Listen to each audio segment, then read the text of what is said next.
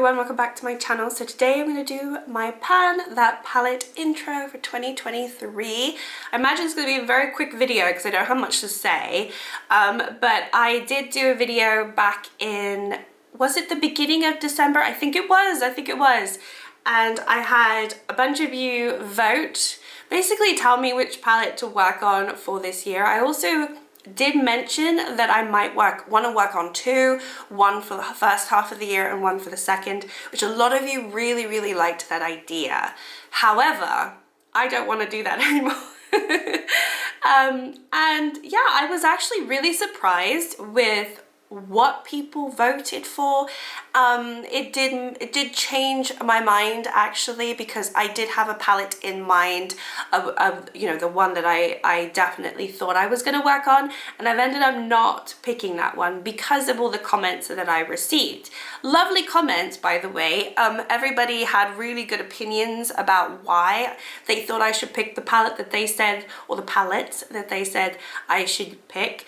However, I kind of just, I took it all in and I just thought to myself, well, realistically, you know, I know myself. What am I really going to want to work on this year, and what am I not going to get sick of?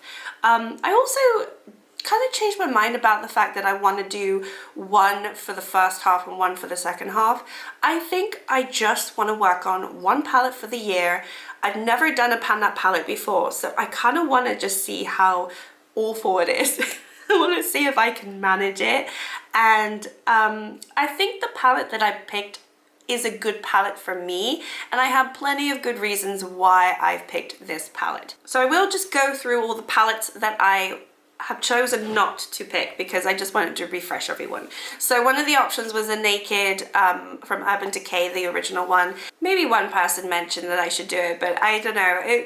The consensus really wasn't around this palette, so I just don't think it's going to interest anyone if I pan it as well. And it's pretty hard, like those pans are really hard to pan, so I'm actually kind of glad nobody voted for that one. Or, but when I say nobody, I think the one person that did, you know, was a minority.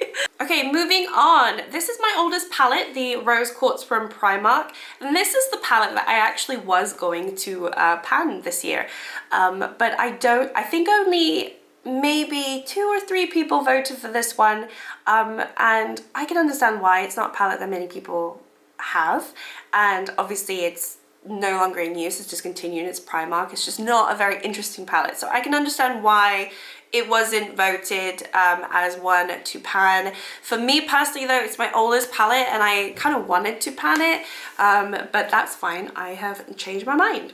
And then I've got my Norvina, which I think people are just kind of sick of seeing ABH palettes being panned, so I decided against that one as well. And then last but not least, so many people voted for this palette, and I was pretty surprised because it was kind of a wild card. This was my wild card palette, and if I had done the 2 palettes for the year, it made sense to have this palette as number 1. So my Nomad, my Tokyo palette was heavily voted for by everyone in the comments, and I do have a few pans. I mean, I've got 1, 2, 3. I've got 3 pans in here so far. I am working on this shade and I am working on this shade in my Zodiac Panna still.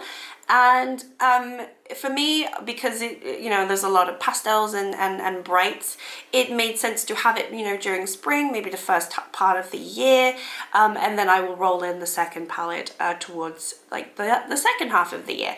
However, you know, I was thinking, I've worked on this palette for so much this last year that I'm a little bit sick of it, and I just don't think that I will want to use this for much longer. So I actually have decided against using this one, even though there were some really good points about, you know, nobody's ever really panned one of these before, and obviously it is like an indie brand and it would be really interesting. However, I just, yeah, I decided against it. So the palette that I have chosen, and I am doing this as a collab with the Fantastic Ladies. So this year we are trying to pan our oldest palette or one of our oldest palettes. So that's why, again, I wanted to use the Primark one because it is my oldest palette. But this palette is very old, and also I just don't think it's going to last another year. So surprise, surprise, I'm picking my e.l.f. Retro Paradise palette, which is discontinued. But this was voted by almost everybody. And yeah, this is an absolute mess. It's been bashed around. I have pans, I finished the shade. It's just it's a color story that I think I will get used out for the whole year. I don't think I'll get sick of it either. I didn't really work on it too much this last year, and because the quality is going, I really do think I need to work on this before it goes bad completely. I just don't think it's I don't think it's performing the same way as it used to, which is a shame.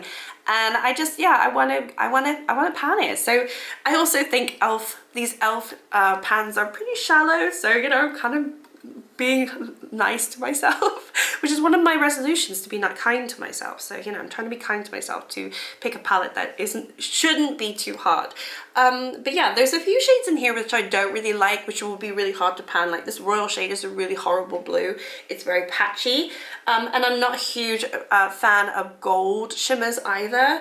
However, everything, actually no, I don't like this green one either, but everything else is pretty good. It's a pretty decent black. And yeah, I think it will be interesting to see how I get on. So yeah, this is my Panda palette for the year. I will do monthly updates. I'm not going to do any prediction at the moment because I really don't know. I'm going to be so sad to say goodbye to this Parezzo shade because it is a beautiful shade. It's my favorite shade. You can clearly see that I like it. So that potentially could be the first one to go, or I might try to savor as much as I can and maybe work on some other shades. I am trying to hit pan on this shade in my Zodiac Panna. So potentially I'll get a pan on that pretty fast. But otherwise, I think I'm just going to use it naturally, and then whatever I'm feeling, I'll just, you know, carry on working. I just don't think I want to put any goals in right now. I just want to use the palette. So yeah, that is my Panda palette for 2023.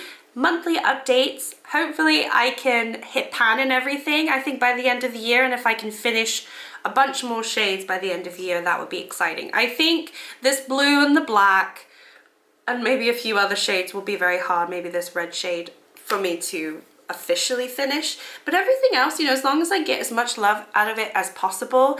I've always enjoyed this palette. It's been a pleasure to have in my collection, and I will be sad to say goodbye, but you know, it's going bad, so I'd like to just use it. So yeah, thank you so much. Hopefully you'll watch all of my updates, and I hope you're all doing well, and I will see you next time. Bye.